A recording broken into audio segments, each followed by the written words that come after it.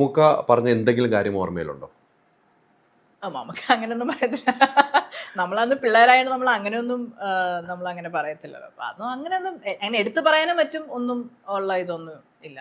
ഭയങ്കര family friends ആയിരുന്നു, കുടുംബമായിരുന്നു അതെ അതെ അല്ലേ? അതെ അതെ മമ്മൂക്ക എന്ന് പറഞ്ഞാൽ ജോർജ് സാറിന്റെ ഏറ്റവും പ്രിയങ്കരൻ. അതെ അതെ തീർച്ചയായും മമ്മൂക്കാക്ക് അതുപോലെ ഒരു പ്രിയങ്കരൻ. അതെ അതെ അപ്പം മക്കളായി നിങ്ങൾ വളർന്ന നിങ്ങളും അങ്ങനെ തന്നെയായിരുന്നു. അതെ അതെ ഈ പ്രായമായതിനു ശേഷം ഇപ്പം ഒരു വളർച്ചയും പക്വതയും വന്നു ദുൽഖറിനെ അങ്ങനെ എന്തെങ്കിലും കാണാൻ ശ്രമിച്ചിട്ടുണ്ടോ, കണ്ടിട്ടുണ്ടോ? പിന്നെ നമ്മൾ 2-3 അവാർഡ് ഫംഗ്ഷൻ മറ്റേ ഏഷ്യ വിഷൻ അവാർഡിന് സമയത്തുണ്ടായിരുന്നു. പിന്നെ എനിക്ക് JC ഡാനിയൽ അവാർഡ് ടൈമിൽ ഇതുകൊണ്ട്. പക്ഷെ ഇന്നും എവിടെ കണ്ടാലും നമ്മൾ അങ്ങനെ ബെസ്റ്റ് ഫ്രണ്ട്സ് ഒന്നും അല്ല. പക്ഷെ എന്നാൽ അന്നത്തെ ഓർമ്മകളും ആ ഒരു റിലേഷൻഷിപ്പ് ഇന്നും നമ്മൾ മെയിൻറ്റെയിൻ ചെയ്യുന്നുണ്ട്. സുർമി ആണെങ്കിലും ഇടയ്ക്കിടയ്ക്ക് ഞങ്ങൾ 2-3 സ്ഥലത്ത് കണ്ടിട്ടുണ്ട്. അപ്പം അങ്ങനെയുള്ളൊരിത്. പിന്നെ മദ്രാസിൽ ഞങ്ങളുടെ നെയ്ബർ സുകുമാരങ്ങളും മല്ലിക ആൻറ്റി ആയിരുന്നു.